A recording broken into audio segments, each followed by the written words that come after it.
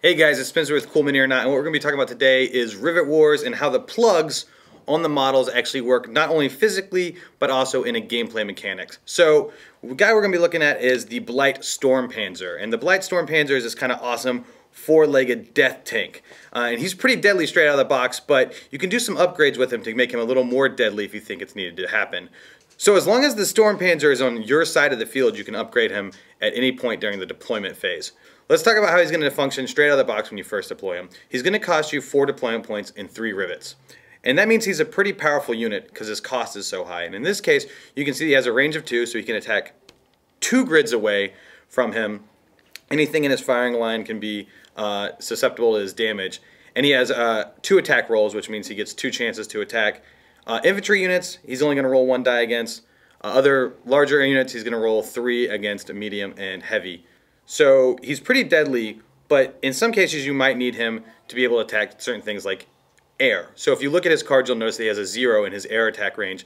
So if you wanted to upgrade that, you're going to probably pick something like Cyclops, which is this piece right here. So we just pick him up as long as he's in the Blight section of the board, which remember the board in Rivet Wars is divided into 3 sections: Blight, Allied, and the No Man's Land in between, which is just like World War I.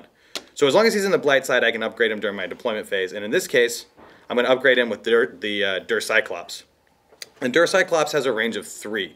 So it gives him an extra range beyond his normal 2, and it's going to also give him a more powerful infantry attack, since he's going to be able to roll 3 dice against infantry, but this does nothing against medium and heavy armor, as you can see looking at the card. The way this functions when you're playing the game is it's almost like another unit inside the same grid.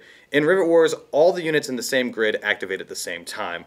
So he'll get to attack with his normal Sturmpanzer attack, but then Cyclops is going to attack on top of that. So it's almost like a second unit. However, when the Sturmpanzer dies, Cyclops goes with it. It's all dead at once. The other upgrade he has is going to be General M. Rommel. And General M. Rommel is almost like a buff. So we pull him out, and we pop this little dude in here. And this guy is super adorable, but he's also super deadly. So with General M. Rommel, he's like a buff. He's going to cost you an additional 2 deployment points and 1 rivet to put in there. And his special abilities, he's going to give him +1 range to his normal attack.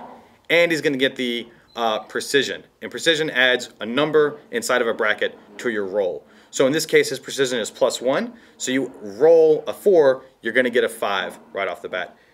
And as you can see there, it's simple to plug these guys in, and they stay in there nice and tight. They're not going anywhere, and they add a gameplay function to the game overall. So that's how plugs work on the models and on the gameplay mechanics for Rivet Wars. If you tune back next week, we're going to have a full gameplay session on the Kickstarter page and on the cmon.com site. So check out cmon.com, rivetwars.com, and the Kickstarter page for future updates. Thanks a lot, guys.